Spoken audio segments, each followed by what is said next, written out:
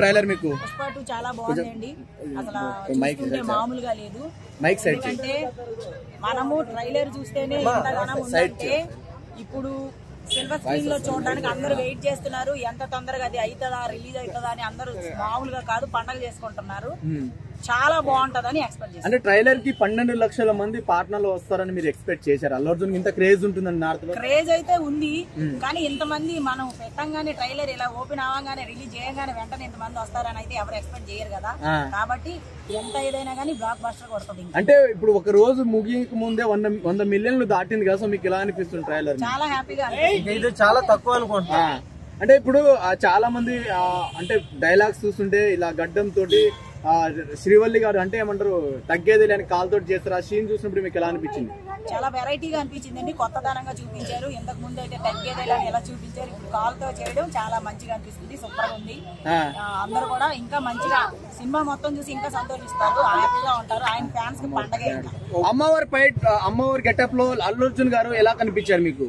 చాలా బాగున్నారండి. నిజంగా అసలు ఎవరు కూడా ఎక్స్పెక్ట్ చేయరు. అదొక కొత్త రూపము, అదొక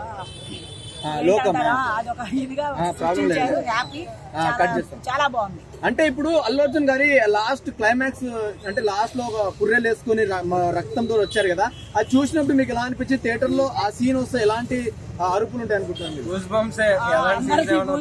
ఉంటాయి. అందరూ వెయిట్ చేస్తారు ఆ సీన్ ఎప్పుడు, ఆ ఫైట్ ఎప్పుడు అని అందరూ వెయిట్ చేస్తుంటారు. సో డైలాగ్స్ గానీ అవన్నీ ఎలా అనిపించాయి మీకు? చాలా బాగున్నాయండి. ఎందుకంటే ఇది వరకు తగ్గేదేలే ఒకటే పెట్టారు, ఇప్పుడు అలా కాదు. పుష్ప అంటే ఫైర్ అనుకుంటేవా కాదు ఫ్లవర్, అది ఫస్ట్ లో ఉంది మనకి.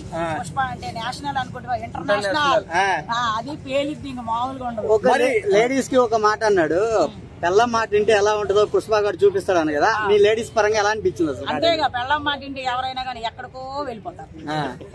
ఓకే, అంటే ఇప్పుడు ఎన్ని వేల కోట్లు కొట్టచ్చు అనుకుంటారు? చాలా మంది బాహుబలి రికార్డు బ్రేక్ చేస్తుంది అంటారు, నిజంగా చేసే ఛాన్స్ ఉంది అనుకుంటారా?